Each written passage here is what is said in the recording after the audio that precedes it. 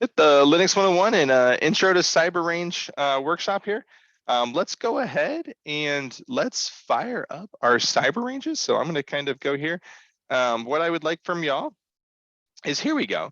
There's two links here. We're going to fire these up and then we're going to kind of explain what they are here. But if you go to this link here, I'm going to put it in chat. It's going to ask you for a code. That code that we're going to type in here is this starts with RN. If you're lucky enough that you can copy and paste it, feel free to put it in there. But it starts with RN, ends with HE right there. Just a random code. This is going to get us into the US cyber range. If you're from Virginia and you have access to the Virginia cyber range, I still ask that you go ahead and use the US cyber range. Okay. Once you're inside of there, let me leave that. It's in chat right there. It's up here. What we are looking for. Find my right browser here. Let me just go ahead and close out of that so I don't accidentally go to that. What we're looking for is when you kind of log in, you're going to have to accept a terms and agreement. But you're going to land on this page. Now I've got a whole, but if you have an existing login, I would recommend using that. This is going to add you to a new course. Unless Kurt, you're already in there with us, which I don't think you are. No, Kurt, you're not in there yet. So it's going to take you right here.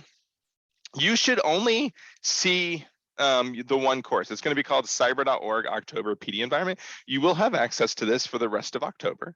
Okay, we are not going to take it away from you. We're charged monthly, so as soon as you press this button, it is going to charge you or charge us for the entire month. Go ahead and go into that environment.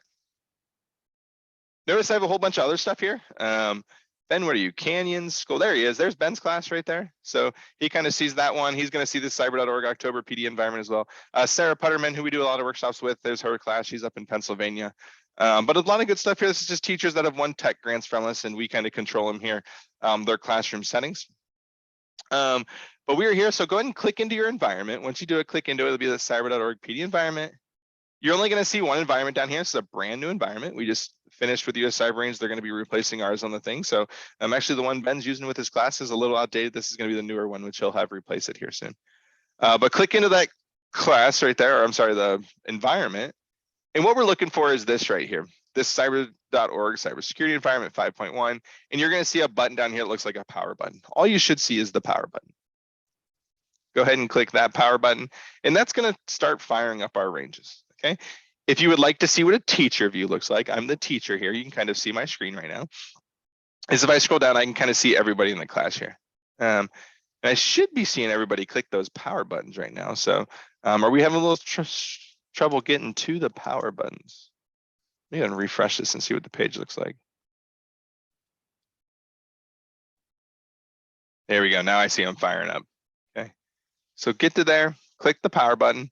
And Keith, Greg, and Kurt, I'm going to go ahead and click the power buttons for y'all just so they start firing up for us.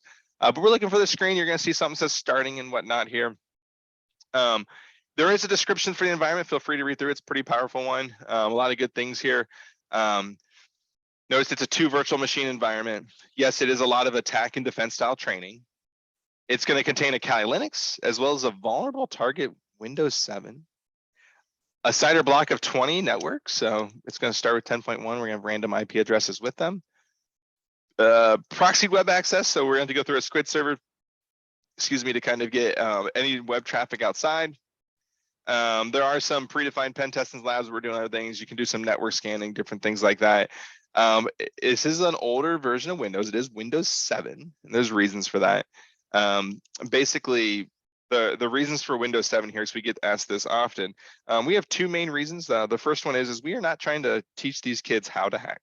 That is not the goal here. If we're teaching them how to hack, we obviously have them break into the newer systems that they're more likely going to see.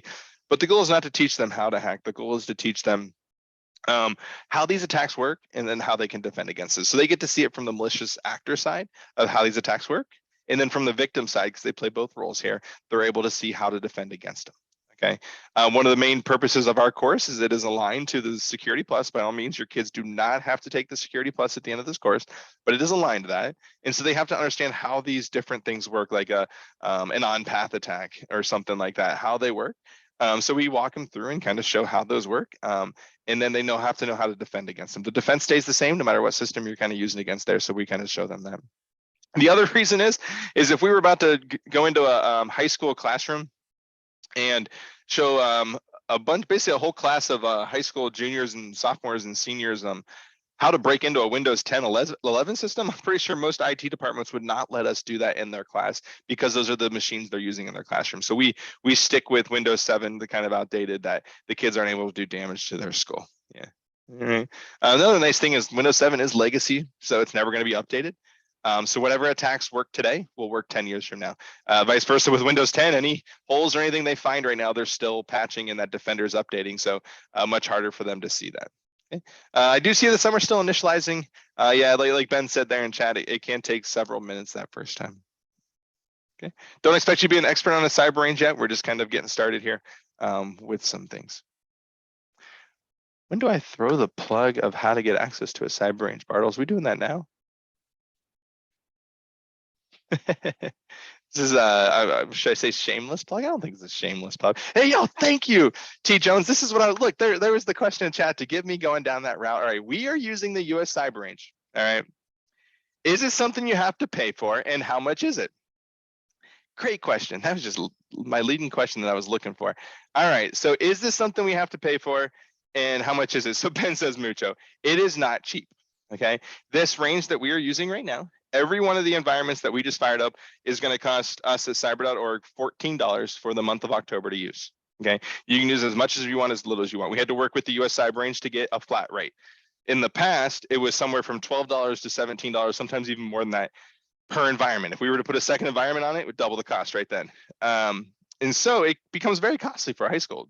You think about a classroom of 25 kids, $14 per kid per month. That's 14 times 25. School year's 10 months long. Multiply that by 10. It gets very costly very quickly.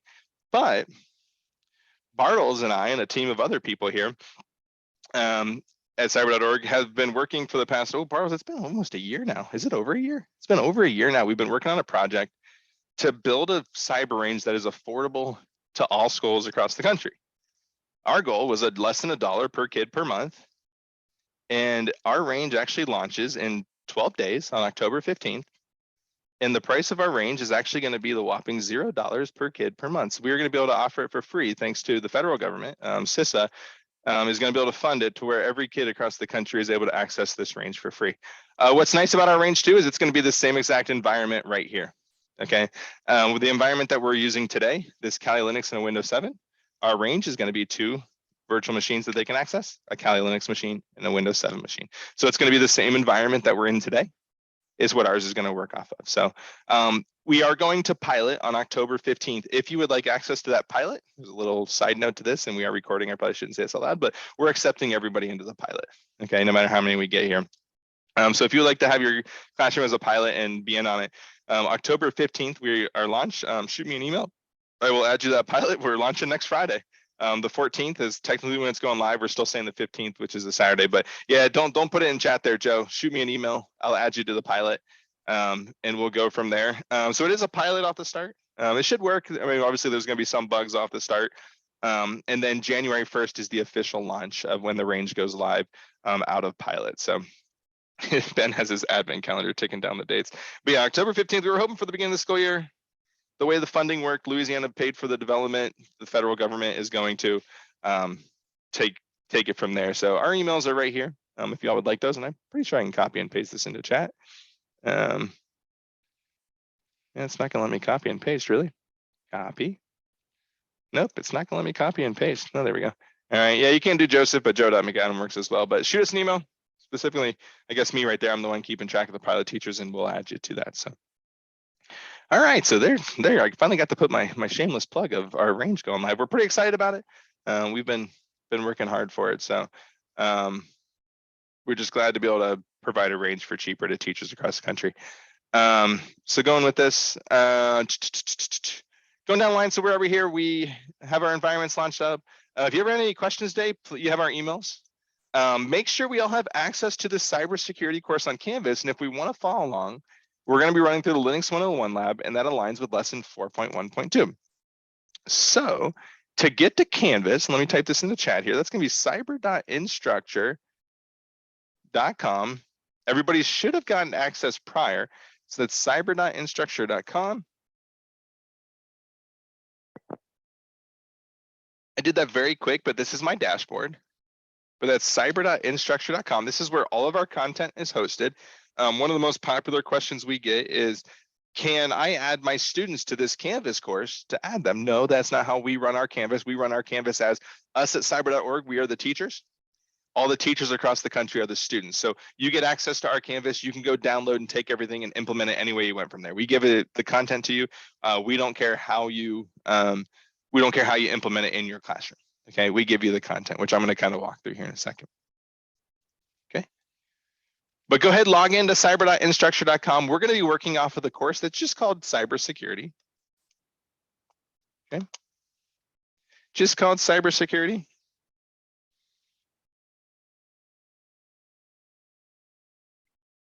I'm going to go into that course, and I'm going to do one thing. I'm going to show where the lab is, but I'm also going to show why the lab is labeled 4.1.2. It's kind of a weird thing where Linux 101, one of our first lessons we do, is aligned with lesson 4.1.2, but this is the course if you've never seen it before. I have a few more options up here at top just because I am one of the quote unquote teachers of the course. You can kind of scroll down. It's a lot of stuff here. Okay, a lot of stuff. Is it anticipated that cyber range will continue to be free? Nope, Tracy. Completely free should be the goal. Yeah, like Barlow said, there should be subsidized. We have in permission from them that it should stay free. As long as they continue to fund us, we'll continue to fund that cyber range from here on out. At least that's the plan. But what I like to do here is how the course is designed and aligned here is at the top of the course, you are going to see the Security Plus objectives right here. Here's that SY0601 objectives. That is the Security Plus. I'm going to go ahead and download those objectives real quick. Open them up. And I'm going to search for that 4.1.2. This is just the Security Plus. And if we scroll down to objective 4.1, it's going to be near the bottom-ish. Here we go. Notice here is, given a scenario, use the appropriate tool to assess organizational security. And what we notice here is, here's those file manipulation tools that are going to be in our, basically our Linux 101 and 102, all the ways that we can manipulate files and whatnot. A lot of these will actually end up in Linux 102, but we have to have some other things to get to them. Otherwise, head, tail, cat, and how to move around from files to file and stuff like that can be a little confusing. And so we have a Linux 101 to kind of lead up to those. But this is where this all stands. Notice here, so in objective 4.1, there's network reconnaissance and discovery, file manipulation, the shell and script environments. We've got exploitation frameworks, different things in here, password crackers. Oh, there we go. A lot of good things in here. If we go back to the course and we scroll down to lessons 4.1. Blah, let's see here. 4.1 is broken up into 8 different lessons right here. Starts with network reconnaissance and discovery tools. Notice there's file manipulation, there's our exploitation frameworks, here's our password cracking tools. But we have broken this objective 4.1 into 8 different lessons here. And notice every lesson here contains a teacher note, a PowerPoint, a guided notes, and a quiz. Every lesson. We actually have 155 lessons that we've broken this Security Plus down into. This course is meant to be modular, so you can pick and choose lessons. If you only want to talk about password cracking tools, you only have to take lesson 4.1.7. Okay. But we are dealing with Lab Linux 101, which is right here aligned with lesson 4.1.2. Whoops. Right there is Lab Linux 101. We can go through all these files, but that's not the goal of today. So I'll briefly touch on them. The teacher notes is going to be a PDF. It's going to be I like to call it the Explain It Like I'm 5, broken down the entire quote unquote Security Plus study guide, so to say, if you were to combine them all, but they're in a teacher note format in a PDF.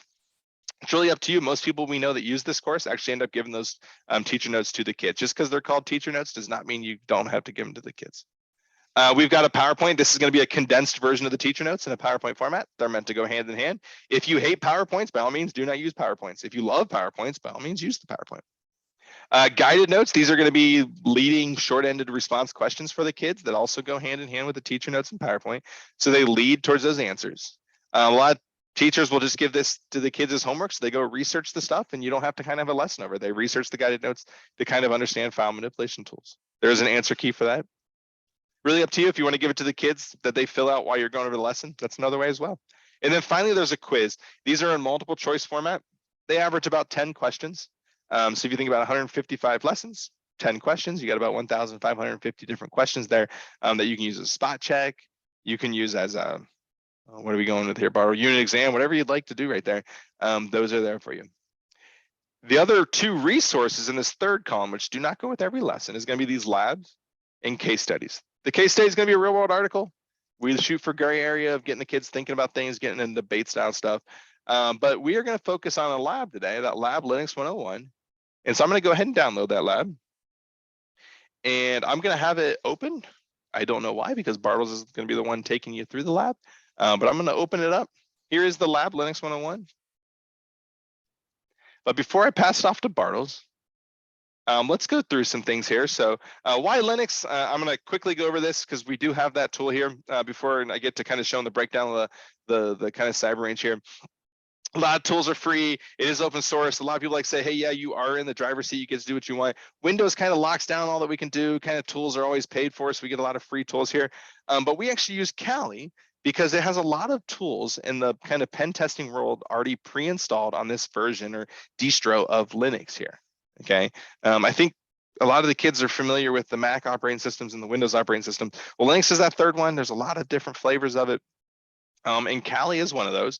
Not as super popular to use as a desktop. It's, like I said, more of a pen testing tool. A lot of people who use Kali for work will actually refresh install every time. It's going to be a free, clean copy, so to say. They kind of go with it. So just comes with those tools pre-installed. We're going to use the command line. There's a lot of reasons on why to use the command line. Kids at first are a little nervous for it, like, hey, I'm used to like clicking the graphics and whatnot, but they quickly learn how much quicker you can move through the command line than you can by kind of that mouse and keyboard, so to say, more the mouse clicking around. But that's a little bit of why Linux. I know that that's real quick. I think Bartles, you might touch upon it a little bit more, but it's really a lot of free tools. You can see right here, open source code means it's free to explore. We can edit any of these tools and whatnot. I know Bartles, for some of our labs, Bartles has taken the tool that's there. It's way too big, way too much to it, and we'll actually collapse it down ourselves and make it a little bit smaller and easier to use. So there are reasons for things like that. But let's kind of talk about the cyber range. Okay, and I kind of have this thing here of who is who in this lab. Well, there's only really one thing in the Linux 101. We're just kind of exploring the Linux system. So we just call it the user is going to be on that Linux machine. We are not going to be touching that Windows 7 machine. We will touch that later in the Credential Harvesting lab. But I kind of like this image here to kind of show how the range is built here. There's a little bubble around this Kali Linux and Windows 7 machine. What this means is these two machines are sandboxed. Okay, so I see Richard and I see Marianne. I can't talk to Richard's or Marianne's machines and vice versa. They can't talk to mine or each other's. We are sandboxed in here where we cannot ping or trace route or anything to each other's machines at all. We are sandboxed. It keeps the kids safe. When you're teaching them these attacks, they can't accidentally attack a machine in the outside world. They are sandboxed, we call it. Okay, so they're not able to attack anything in the outside world. They do have access to the internet though. Something that turns a little tricky there. They have HTTP and HTTPS access to go in websites, go download tools or software from GitHub or something like that. They can do that. That's the only traffic allowed in and out of the range is HTTP and HTTPS traffic. Okay. We won't really need these two today. We'll do them for the credential harvesting, like I said, but just the Windows 7, not really the internet machine. But I love this image right here. All of our machines are located on AWS's servers. They at the US cyber range runs off of Northern Virginia servers. So somewhere in Northern Virginia, right outside of DC up there, they're going to be running off those servers. All of us have our machines. Like I said, this can be mine, Marianne's, and Richard's. We can't attack each other's machines, even though we live on the same kind of server rack right there. We can't attack by security groups. These are not able to talk to each other. We all have access to the servers, which has access to the internet, and we're able to get out through a squid server that kind of gives us internet that the US cyber range controls. Okay, it's kind of the breakdown of the cyber range. So like it keeps the kids safe. It keeps you safe as the teacher that your kids didn't accidentally attack a machine in the outside world. But honestly, the nicest part of these, I know keeping us safe should be the nicest part, but the nicest part is if the kids are to destroy something, accidentally break something, which I hope they do. I hope they get in there, they try things out, they break the machine on accident. Ben, how long does it take to reset these machines? 10 minutes, something like that? At least, no big deal. Yeah, very short. Whereas if you kind of have those kids using the machines in the classroom, you got to get back out your thumb drives, you got to reinstall the operating systems and everything like that. So it's really nice. No matter what they break, it's just a quick reinstall. It's going to reset these machines and kind of fire them back up. Okay. With that, Bartles, I'm going to stop talking here. I'm going to pass it to you. And Bartles is going to take us through the Linux 101 lab. One quick question, Joe. I'm getting just a couple of chats coming to me. Yeah. Will the cyber.org, cyber range, whatever, all those things that you mentioned, will those still apply to, you know what I mean? Yeah, so it's going to be very, very similar. Our internet traffic's not going through a squid server. We're actually using AWS's firewall, which is a whole different thing, and we still get to control the web traffic. But yeah, only HTTP and HTTPS traffic will be allowed in and out of the range, so it keeps the kids kind of safe in there. The biggest difference between the US cyber range as far as this picture and how the cyber.org range is going to work is, notice here, let me go here. We are all in the same class here, right? Oh man, that's not good. Those are still warming, but we are all in the same class. I'm the teacher, y'all are the students here. How the US cyber range works is everybody, it's like I said, Marianne and Richard, their machines can't talk to each other. The way ours is going to work actually is we sandbox by class. We don't sandbox by student, we'll sandbox by class. And so sticking with Marianne and Richard here, technically when I do this, let's say we're split into two different classes here. I'm the teacher with Marianne and Richard in a class, and then Tracy out and I was the teacher of Tom and Kurt. There we go. I got Tom and Kurt here, and I got to memorize who's who here. So what happens here is Tracy's class will be able to talk to everybody in his class. Tracy will be able to ping Tom and Kurt's machines and vice versa, and they'll be able to kind of attack machines and stuff like that. Now remember, as a teacher, that could get a little confusing. Kids start messing with other kids' machines. You're going to have access to actually go into their machine. You can be in there at the same time with them. That's something else that's different in the US cyber range, is if I was to go in, it kicks the kid out. Ours, Tracy can go into Kurt's machine, Tracy can go into Tom's machine and be in there at the same time. Not even let the kids know they're in there. They don't move the mouse. The kid's never going to know they're in there watching. That's something a little different with ours, but all of those machines will be able to talk. Now, Tracy's class won't be able to talk to Marianne and Richards because they're in my class. So you will be sandboxed by your classroom. I'll be able to talk to Marianne and Richard's machines, but they can't talk to Tracy, Kurt, or Tom's machines. So yeah, that's the biggest difference between our range and the US cyber range. Yeah. Any questions about that, or Ben, anything else to go off of that? That answered everything. Perfect. Thank you. Mm-hmm. And that was a good way to extend a little time so those remaining can get fully fired up. So great there. Joe's always kind of adjusting the introduction into the Linux 101. So I always have to go based on where he leaves off. He was nice and fast, kind of giving a little introduction of Linux. What we're going to do is kind of work. Thanks for giving me that warning. Wait till I go through it next time. We're going to go through the Linux file system, kind of figure out how to navigate using the command line and different commands within the terminal itself. We'll take a look at how to create files, how to delete files, things like that. And if we have enough time, we may look at some additional commands as well. Now, the Linux 101 lab, this is structured in an I do, we do, you do setup. We're just going to go through the I do as a we do, and then bypass everything that's the we do and you do. If you're in your own classroom setting and you're showing this to your students, you may do it where you work through the I do, you have your students work together with you with the we do, and then maybe you set aside some time for them to do the you do alone, or maybe you assign that for homework. So just understand that if you did download the PowerPoint itself, I'm going to be skipping some slides here rather than going through all 38 in its entirety. Now, the Linux file system, it resembles an upside down tree. We're not actually going to see this file system structured like this. It's just important to understand how it's structured. We've got all these different directories. We're used to calling them folders on a Windows or a Mac. It's just synonyms. It means the same thing. They're just collections of files and other directories themselves. Every directory has a parent, except for the root directory. Fits that tree, right? Everything starts from the root. Many directories themselves have their own subdirectories. And the next slide here kind of zooms in on that graphic on the previous one.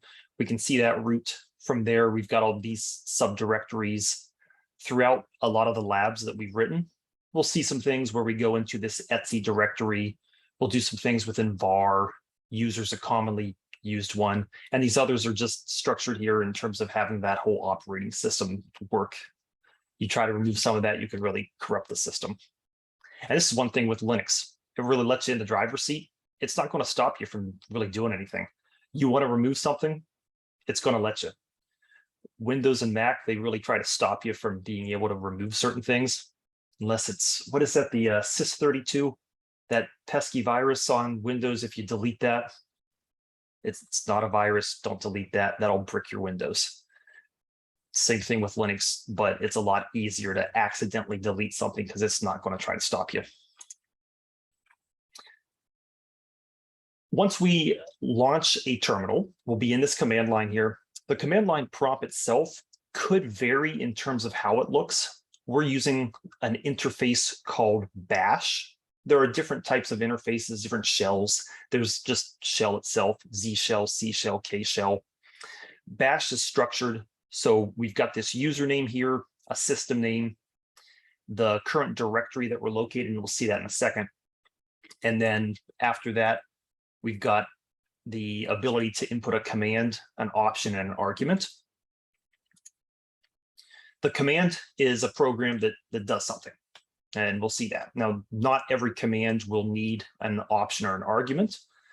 If we do use an argument, it's just providing some sort of input or output that the command itself would use. We can see this example here, the ping command. If we provide it with a little option here, it's saying send out 5 quick pings. And then the argument itself is that's what it's trying to talk to is google.com.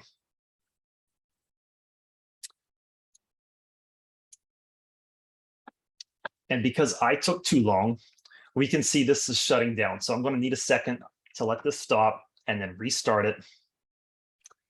And it's making me a little nervous. We still have 4 of the participants still warming up too. So those still warming, you're not alone. Hopefully they fire up here soon. I apologize that they haven't started yet. So I think a refresh, Joe, on your side will show it's good. Yeah, I needed to refresh my page and then it looked okay. All right. So do we need to press the play button if it's warmed up already? Yes, if it is warmed up, click your play button here. So you should only see the one in the top. I just get to see everyone else's because I've got instructor privileges. Click that play button. You're going to get a drop down here with 2 different options. For the Linux 101 lab, we're only using the Kali Linux machine, and that's that kali.example.com. So click that, and it's going to open up a separate tab in your web browser. It'll probably be a black screen for a second, mention something about the guacamole service, and then we'll see the Kali Linux machine fire up. I have to wait for this to stop for me to restart it. Unless, Joe, do you have a problem if I go into yours since yours is fired up? Not at all. It's good. Okay. So yeah, I'm clicking that play button. I click this kali.example.com. Well, now it gives me access, but I still have to wait 30 seconds to 2 minutes for it to fire back up. So I'm just stealing Joe's. There we go. So everyone should see something like this. If you're curious, back on the US cyber range, that target.example.com, that's the Windows 7 machine. We're not using that today, just focused on the Kali Linux machine. So the first thing we're going to do is figure out how to navigate the file system through terminal using Linux command line. There are a few different ways to get a terminal open. In the top left here, you should see this bar with the little Kali Linux dragon icon, a couple folders here, what looks like the Firefox logo, and then this black rectangle with a white border. Notice as I'm hovering over it, it says the terminal emulator. I'm just going to left click this to get that terminal open. If for whatever reason you don't see that top bar, another way that you can get a terminal open is within this Kali Linux desktop. You can right click and then scroll to the open terminal here, and you can left click that. So if you don't happen to see the black rectangle with the white border because the top's cut off, you can right click in the desktop and then open a terminal here. We don't need 2 terminals open, we just need one for this. So notice our prompt here. It looks a little bit different than, I think that was slide 10. We have changed the way this looks through one of the files within Linux. You don't have to worry about that. The important thing is we know who we're logged in as. We've got our host name. We're all good. So to get started, we're going to use the command pwd to see where we currently are in the file system. pwd stands for print working directory. So pwd, print working directory. If I hit enter, this is telling me this /home/student. That's letting me know that in the file system, I'm starting at the root. I go into one of the subdirectories of root, which is home. And then from there, one of the subdirectories, which is student.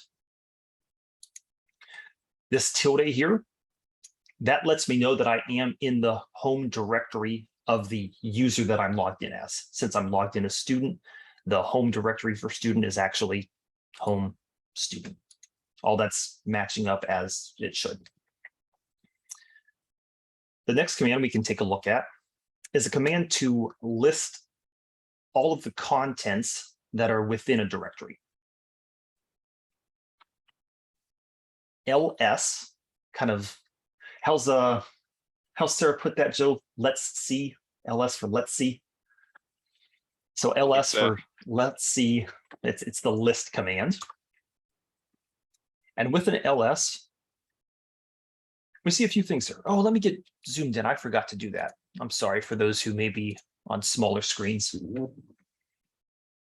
So ls, we've got some different options here. We've got this desktop, we've got documents, downloads, a public folder or directory. There are also occasionally hidden files. We're not going to go too far into that. ls just lets us see the non-hidden files and directories that are within the current directory, the current location we are. So I've mentioned we're going to navigate the file system. All we've done right now, we've figured out where we are in the file system, and we viewed the contents in that current directory. One of my options here is the desktop. Well, if I want to change directory into the desktop, the command for that is a cd for change directory. And then I need to type out desktop. Now, capitalization is important in Linux command line. If I would type this with a lowercase d, so don't do this one. I'm just going to show you the error we get if I do type it with a lowercase d, even though the spelling's the same. The computer doesn't recognize it. The system doesn't recognize it because it's trying to go verbatim, all lowercase desktop. That doesn't exist. Whereas if I spelled it out correctly with a capital D for desktop, so change directory and then desktop. Here, if I hit enter, notice we have a subtle change in our prompt. This prompt right here, this tells me, again, where I'm located. The tilde, that's the home directory for the student, and then it's one directory further onto the desktop. We can verify that with a print working directory to see exactly where we are. So we're starting roots into home, student, and desktop. And this desktop itself is the desktop that we see here. If I do an ls, you may be questioning why the only thing that appears is this juice shop directory. The trash, the file system, and the home actually aren't located on desktop. I know we visually see it, but in terms of the way it's structured on this, it's not actually there in a sense. It's more like a shortcut.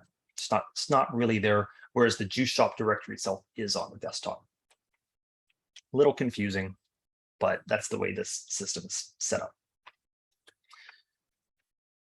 Since we are on the desktop here, both physically and within the terminal here, let's create a folder.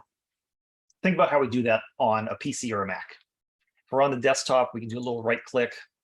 With Mac, what's the right click? It's 2 fingers, or I can't remember the right click on a Mac because I never use it. But in the desktop here, your Kali Linux desktop, give a right click. And I see this create folder. So I'm going to left click the create folder. I usually throw Joe on the spot. So this time, Ben, I'm going to throw you on the spot. Give me a name for this folder. I can't read lips, bud. Oh, let's try it without mute. How about cyber range, all one word? Cyber range, all one word. I like that. So we can see that's appeared on the desktop here. And we can verify that this directory has been created and placed on the desktop in the terminal. So if I click back in the terminal here and type out ls to list what's in that directory, we now see not only do we have the juice shop directory, we also have that cyber range that we created. Since we've created this new directory, let's navigate into that folder. So remember, to change directory, that's a CD, so change directory. I'm a little lazy here. You could spell this out all the way. A little shortcut, we can tab autocomplete. Because the only thing in the desktop that started with a capital C and a lowercase y was the cyber range, it autocompletes that for me. If I had something else like cybersecurity, and I tried to tab autocomplete from the CY, it wouldn't do anything. If I hit tab a second time, it would show me that the reason it's not doing anything is because it doesn't know if I want cyber range or cybersecurity. It would show me those 2 options, and then I'd go from there. So that's CD cyber range, and you can have it with the / or without. Doesn't make a difference. Just hitting enter will navigate me into that new directory. And again, it is case sensitive. If you typed out cyber range or whatever name that you happen to use for the folder and you use the lowercase, just make sure that all fits the same. Well, what we've done right now, we've gone into subdirectories, into another subdirectory. What if I want to take a step back? I want to go back to the desktop. I'm in one of the directories on the desktop. I want to take a step back. The way to do that is a change directory and then a space followed by 2 dots. So 2 periods. So CD space period, period. If I hit enter there, again, notice this prompt. I'm in the cyber range directory. I hit enter here, takes me 1 step back into the desktop.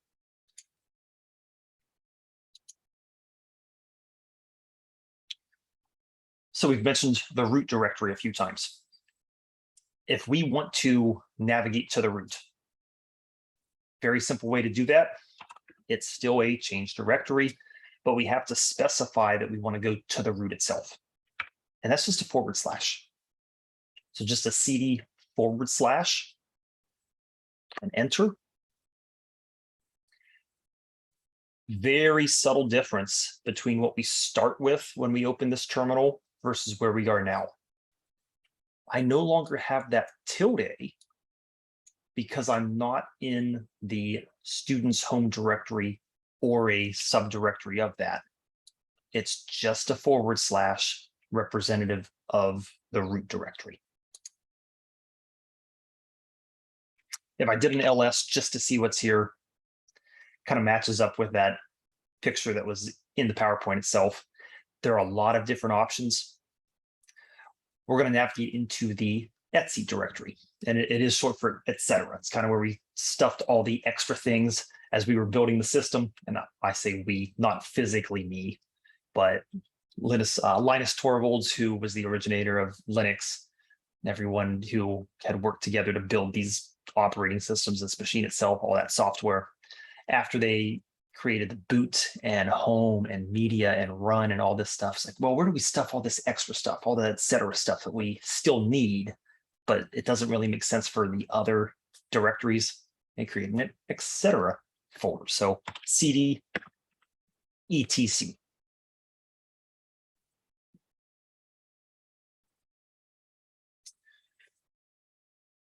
We could do another ls here. There's a lot of options. You may notice some color coding here. As I scroll through this, I see a lot of these blues.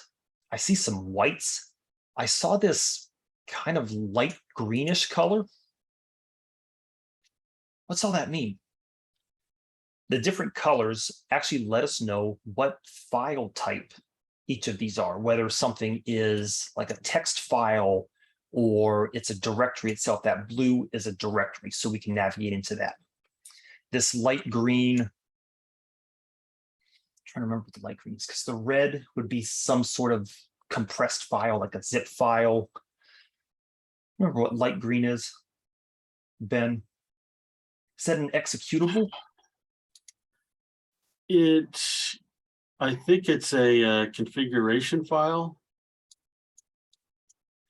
The different color coding does let us know different things about the file type itself. So that's why that's we've got because colors.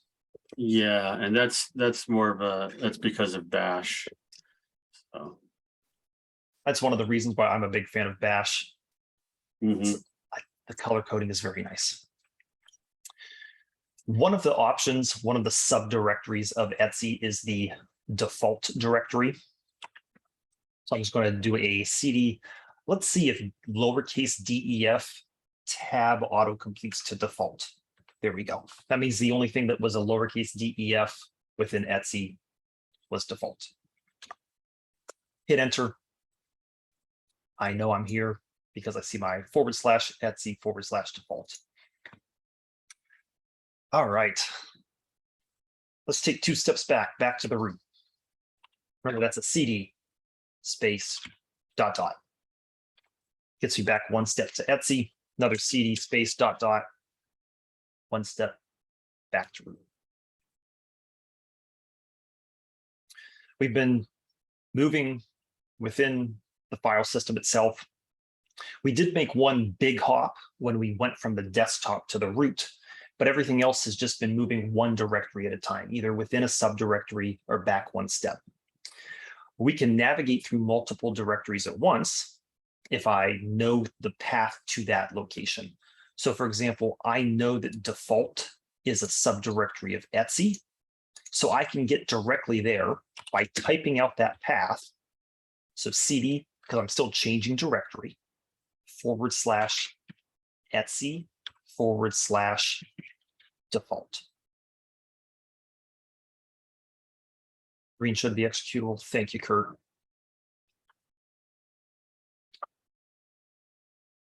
So that's cd/Etsy/default navigates me directly there. It's kind of I did 2 hops in one.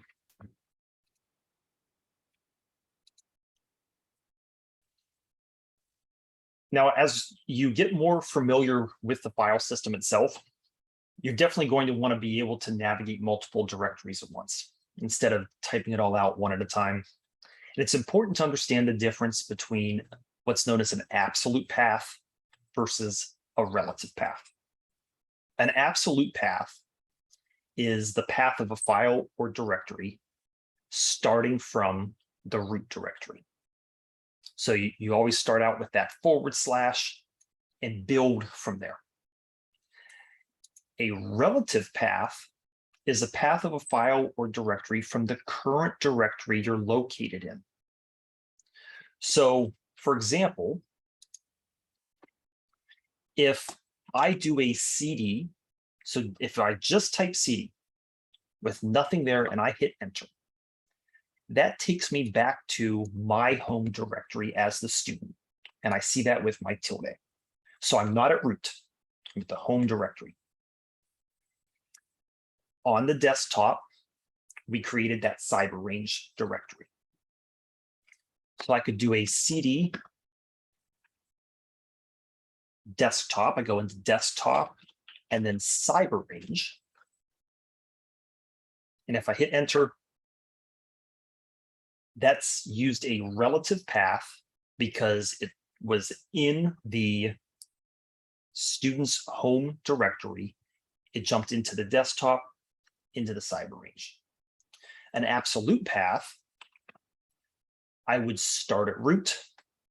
I would build from that into home, then student. I can type that out, then desktop, then cyber range. That's an absolute path to get all the way here. If I hit enter, I'm not actually going to see anything different because I navigated to where I was. But it started at root and it built all the way to the location I wanted. That's an absolute path. So absolute starts at root, builds all the way to the end. Relative takes into consideration where we are in the file system and goes from there.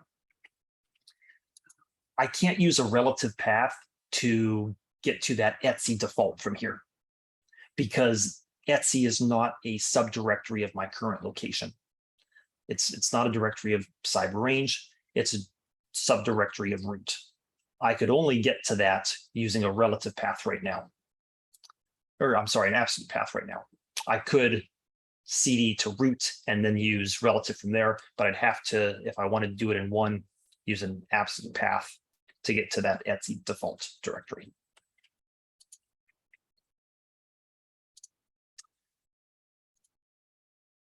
So far, so good. Any questions on navigating the file system?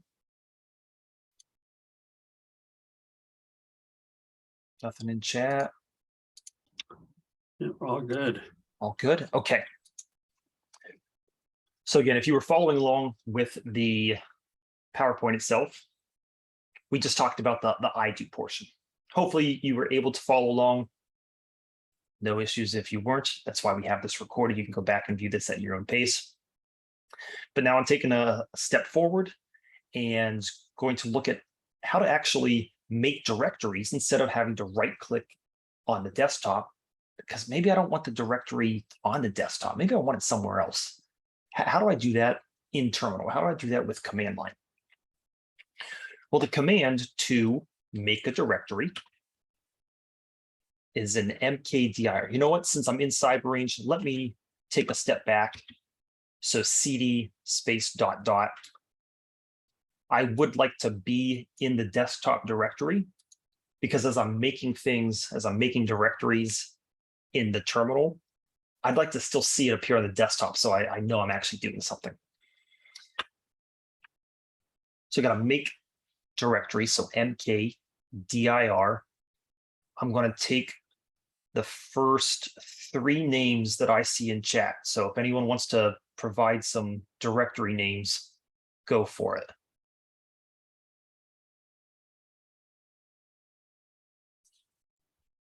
Beyonce. Beyonce.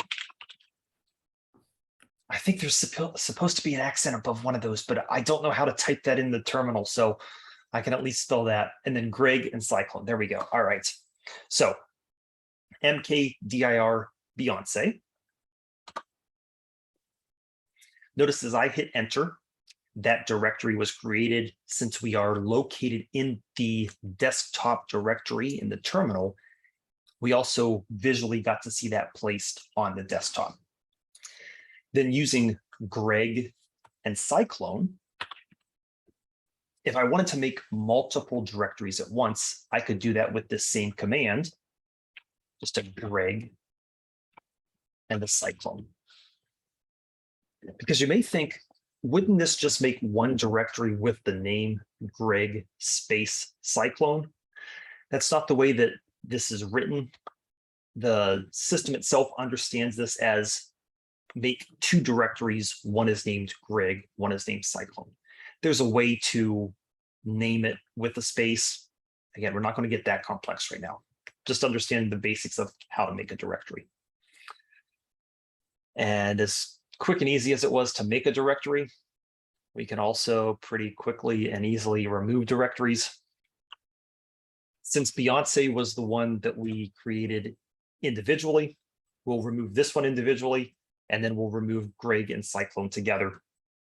So remove directory, RM for remove, dir again for directory. Type out Beyonce, I just tab auto completed. And if I hit enter, see if I can time my right. Perfect. Gone from the desktop. And it's not even in the trash. It's the way this remove command works. It's like I've moved it to the trash and then I've emptied the trash. Same idea. I can remove Greg and Cyclone.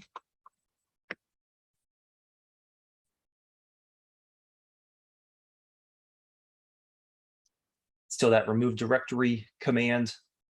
Both of the directories we want to remove, hit enter, both of those are gone.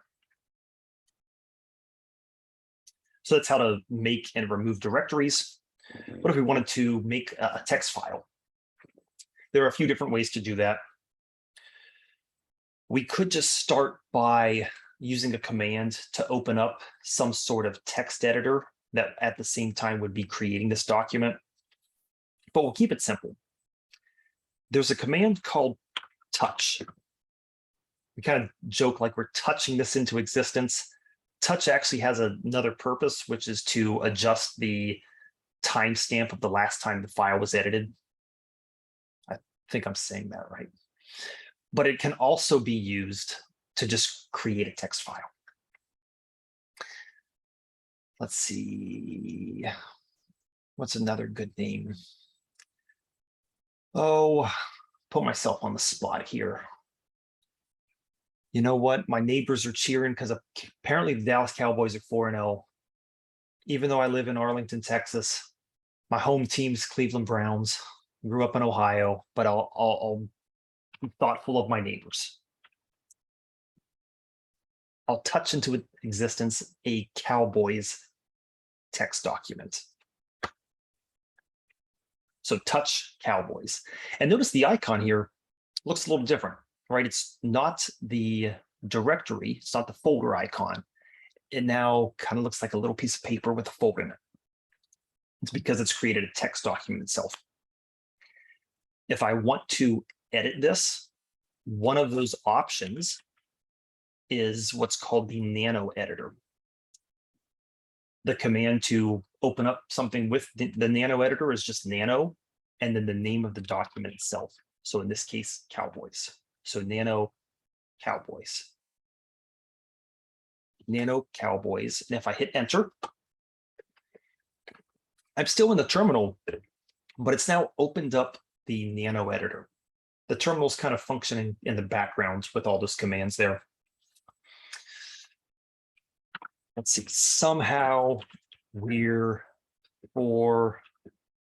You can type anything, it doesn't matter what we're typing. If you paid close attention though, you may have noticed a little asterisk here. As soon as you've made changes, the system knows you've made changes. It hasn't saved those changes yet. To save those changes, we want to exit. Each of these carets here, it's actually representative of control. So if I hit Control X to exit, so Control X, since we've made changes, it's asking if we want to save these changes that we made. Y for yes, we do want to save the changes that we just made. It's asking if we'd like to change the name of the file. We'll just keep it Cowboys. Just hit enter. I didn't change the name of the file, kept it the same. I just hit enter to keep the same name. Since this Cowboys text file has something included in it, I can actually display the contents of that document using the concatenate command. It's not typing out the whole word concatenate. It's just a simple cat, and then the name of the text file. I hit enter and it displays the contents of that document somehow or foreign. I'm sure Chuck at cyber.org would be a little upset I was making fun of the Cowboys, so I'm going to remove any evidence of this. Very similar to the remove directory command, but it's just an RM, just a simple remove to get rid of a text file. And the name of the file itself, so RM Cowboys. And as soon as I hit enter, never happened. Not even proof that this was recorded, never happened. And it's still there in recording. I'll probably have Chuck be a little upset, but that's okay. It's all in jest, right?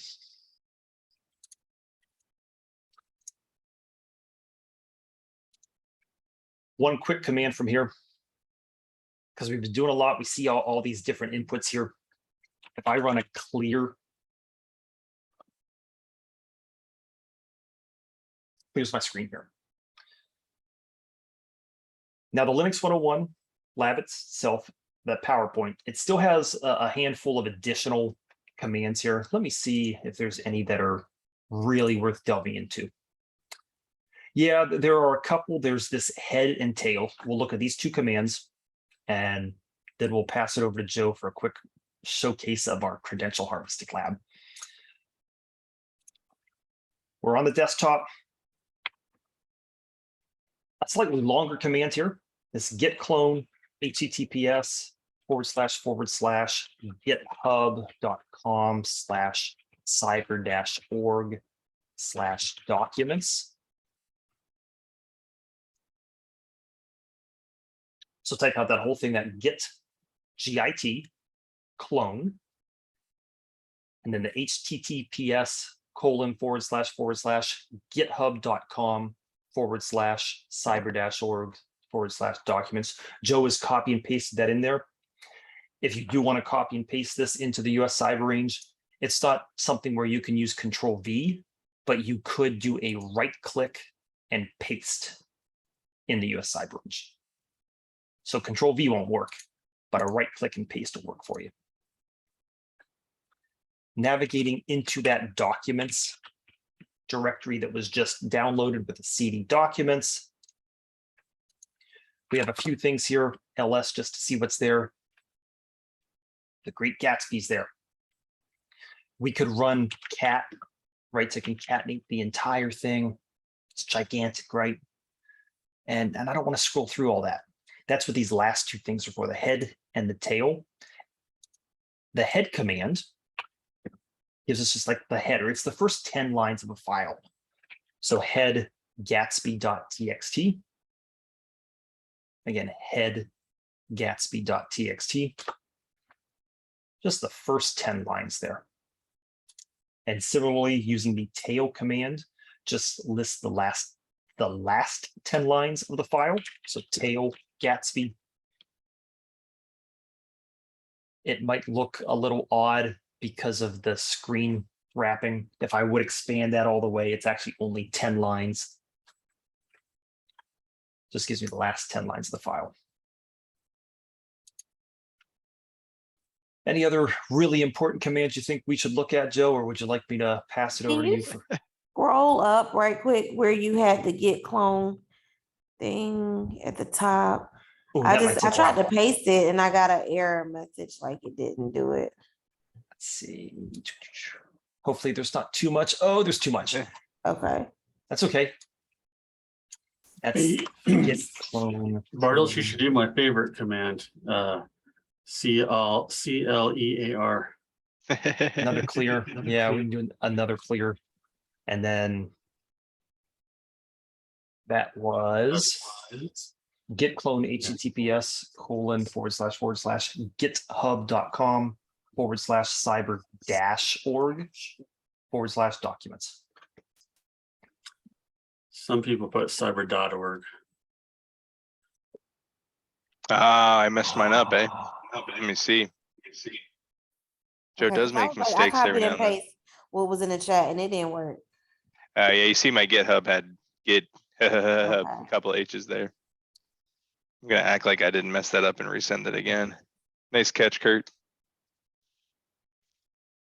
And then from there, it was a CD documents because you were navigating into that directory. Cat, head, and tail on the Gatsby.txt.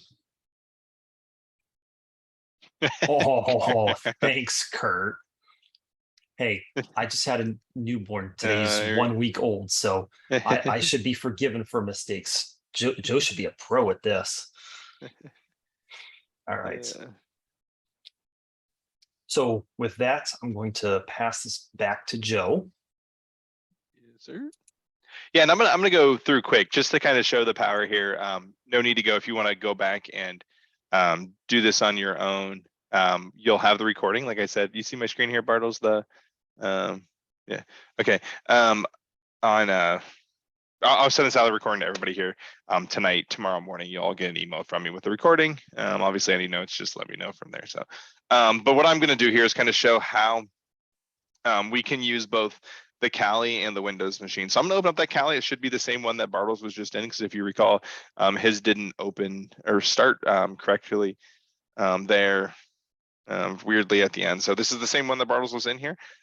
This is the Kali machine. And then what I'm going to do is open up my Windows machine, which is going to be that target.example.com. Sorry, I did that very quick, but let me let it open it up here.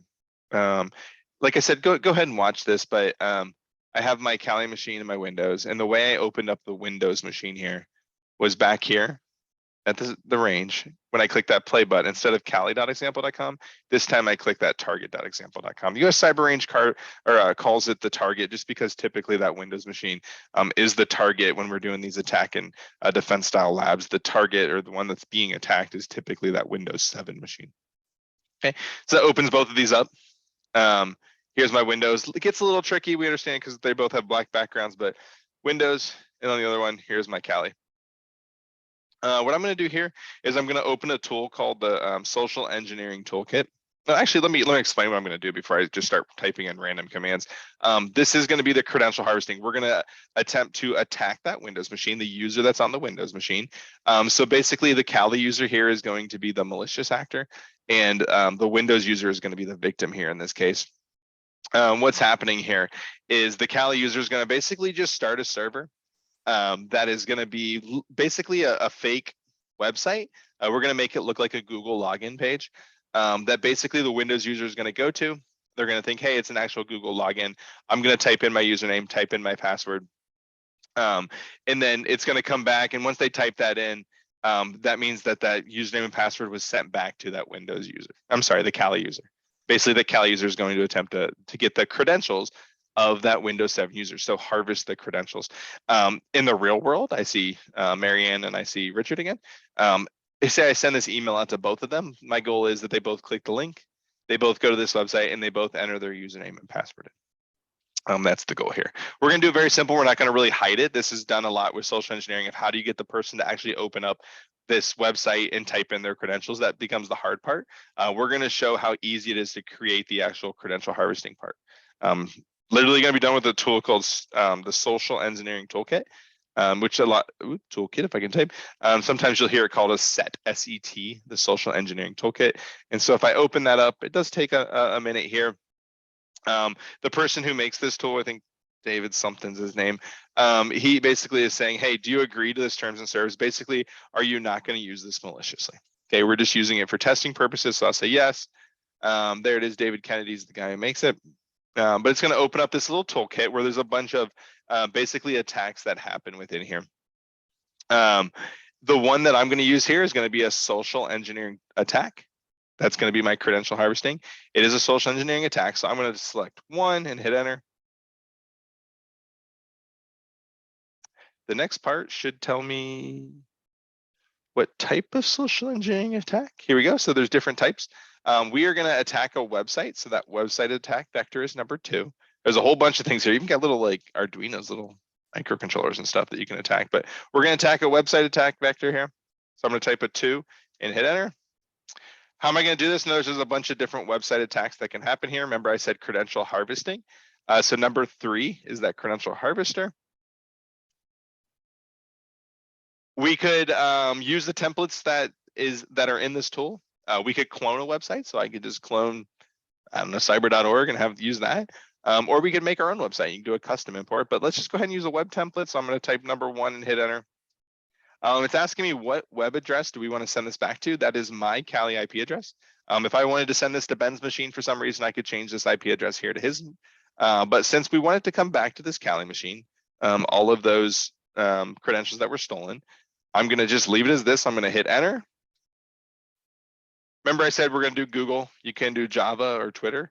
Those are the templates he has, but I'm going to choose Google here. So I'm going to type in number 2 and hit enter. And it's as simple as that this now tool is working. So like I said, so T Jones, I'm just showing this. I don't expect anybody to follow along. I'm going very, very fast through it. I understand that. The goal now is just to show here from my screen. If y'all can just watch me, and then by all means tomorrow you can go back in the recording and rewatch this. What's happening here is just to show on a cyber range basically how you can kind of show these attacks. And this is a Credential Harvester one here. The attack's all set now. It was as simple as me typing sudo set toolkit 1 2 3 1 enter 2. I believe it's 2 for the Google. Yep, 2 for the Google right there. So 1 2 3 1 enter 2, and it starts this attack right here. That's what happens. Notice it does say it's running on port 80. I do need my IP address, so let me go back up and grab that real quick. So it's 10.1.53.108. That's my IP address. Every IP address is going to be different on the range, but that's mine. So I scroll back up and grab that, and I'm just going to simply go to that URL on the Windows machine. So this is the Kali machine. It's running the attack. It's waiting for someone to go to this website and type in credentials. Like I said, this is where it turns tricky. I email it to everybody on this call. Hopefully 3 people reply with their, or not reply, 3 people go to this website and type in their credentials. Okay, this could be a link in a website, all sorts of ways that this can be delivered to the victims here. This doesn't matter. I'm going to exit out. I'm going to open up Internet Explorer. And I'm going to go to that website, which is going to be my IP address. That was 10.1. Where'd it go here? 53.108. And then I'm going to put a :80 for port 80. That's the port number I have to go to. I get that number from right here. So it's running on port 80. So 10.1.53.108.80. Do I not need the 80? I sometimes forget this. There we go. So just the IP address here, 10.1.53.108. Since it's port 80, so it's HTTP traffic here. But what's running here is, notice here's what the victim kind of sees here. It looks like a Google login page. Notice the web browser up here, the URL looks nothing like a google.com or Gmail login or something like that. It is showing an actual IP address. So there's kind of place number 1. If you're using a more secure website, so if I was, or a browser, if I was to use Chrome, a more up-to-date one, you'd actually see that this is unlocked, it's unprotected. So it's very unsecure, but this is kind of the web page that it'll go to. It looks like a Google login. This is what the victim sees. There are ways to know this. We have to be careful, make sure we trust the source it comes from, all sorts of different ways to notice this. But notice, as the victim, this looks like a legit site. So I'm going to sign in with my credentials here. So I see Marianne. I'm going to type mary.ann@gmail.com, just guessing her credentials here. For your password, Marianne, I see you're from Georgia, so I'm going to say, I don't know if you're a Bulldogs fan, I apologize, but I'll type Bulldogs as the password. Oh, please, it would be a Yellow Jacket. My bad. A tech fan, so we'll change that to Yellow Jackets for you. All right, so mary.ann@gmail.com, Yellow Jackets is the password, just making this up. I'm going to go ahead and click sign in. Up to you whether you click yes or no here. I'm just going to click no. But notice it takes us to Google. It's just sending us to Google here. And notice we're not actually signed in. Okay. So from the victim side, this is what we see. If we go back to the Kali, notice that we got a hit back here now. And notice here it is, a possible username is mary.ann@gmail.com. And I misspelled Yellow Jackets, but there's the password field and Yellow Jackets right there. So we might be able to guess that that is the username and password. One thing I like to do is go back to the victim side. We can open up Chrome, go to a different browser, kind of see what it looks like when 2 people click it. Because remember, in the real world, you might blast this out to 10,000 people, get an email list, blast it out. And we'll see if another person's open. So it's 53.108. Wonder, do I need to type HTTP with it? Sometimes Chrome gets a little tricky on how it loads up these pages. Yeah, it's going to, there we go. So sign in with your Google account. Bob, Tom, and user Tom. This time I'll use a different one. I see Joe Kuzak, so I'm going to say joe.c@gmail.com. I know he's down in Texas. And so we'll just type in Texas as that password. Sign in, same thing, takes me to Google. We're still not signed in here. Let me go back to the Cali side and notice, here we go. There's Joe's email and there's his possible password here. So this, like I said, is an example here of where we start to show how these attacks work on this cyber range. If you want to go back and do this, by all means, I'll send out the recording to everybody tomorrow morning. Feel free to watch this and go back and run through this. But there's Marianne's, there's Joe's, but that is kind of a credential harvester attack there. So I know I did that very quick, but any questions about that? Any questions, concerns, anything like that? I just had a question because I think I missed it in the beginning. Yeah. So you had the screen we've been working on, and then you launched the Windows Yes. Separately. Okay. Yeah. So the windows I launched from here, you go back to Okay. the range, and it would be that play button. Now it would be this target.example, and Okay. it'll open them up in 2 different tabs. Okay. Yeah. Thank you. Yeah. Any other questions?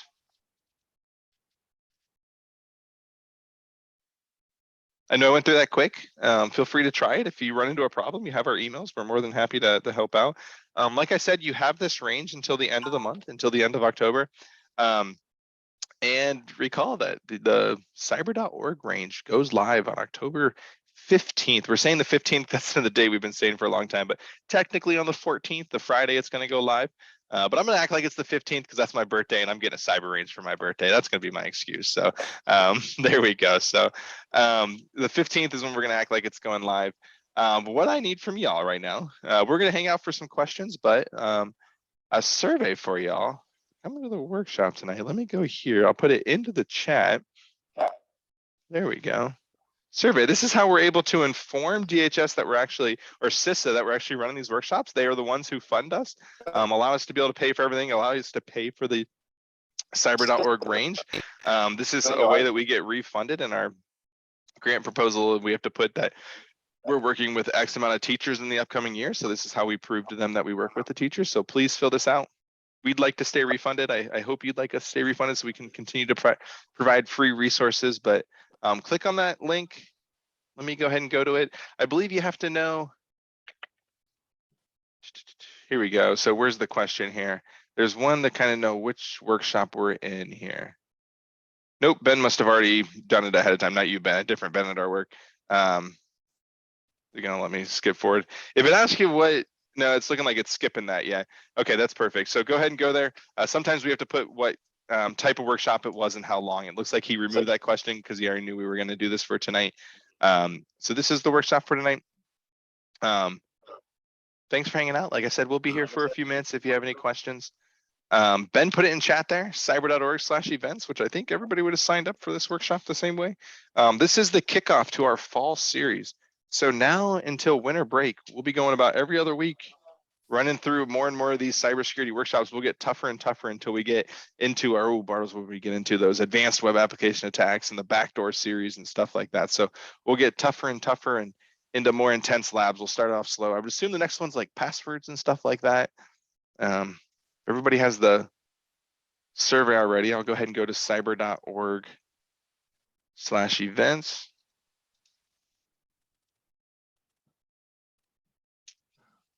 The trainings, here we go. Oh, Linux 102. So yeah, building off of this will be later this month. So that looks like Monday the 17th. Anyone with this cybersecurity, I'll happen to be in Hawaii right after that. Passwords, there we go. Kraken is going to be later in the month on October 27th. So, and we'll keep going from there. Malicious links and untrusted sources, file hashing. We got backdoor attacks here. Highly recommend attending the NICE K-12 if you haven't already. Great conference. I should know where it is because I'm going. It's St. Louis, right, Ben? St. Louis this year? St. Louis shaking his head yes. So St. Louis this year. Great conference to get a lot of resources, a lot of free ones. There'll be things like Teach Cyber is going to be there. US Cyber Range will be there. Obviously, we'll be there. We'll have a presence. Ben will be there. You got to come say hi to Ben. All sorts of people, right? Moving down the line, then, yep, there's our last two. So in December, early-ish, we'll run that simple web application attacks and the more advanced. So feel free to come with this. If you're not able to attend a workshop, that's okay. We record every workshop. If you're not able to attend one, by all means, the day after. So like if you can't attend the December 8th, email me on December 9th. We'll shoot you that recording, get you the range access if you need it, so you're able to work through it. So by all means, come hang out, come ask questions, go from there. So I got a question, I guess. hey, Richard, yeah. Yep. So this curriculum, say, if I went through this with the students, it would prepare them for Security Plus, like the way it is now. And I don't know how you guys seem to be, you're pretty steeped in, what the content of it. So how much more beyond what the content gives would you all be given to help the kids be successful? Like as a teacher who's learning this, how much more beyond what the content that's listed there? Like if I actually got the kids through that painfully, like especially the first time around, and once I start getting to know it, I guess that it kind of falls back on the teacher though too, right? Like how much content knowledge I have to be able to deliver this so that kids can take that, like a high school kid could take this Security Plus successfully, because there's grown-ups who can't. Sure.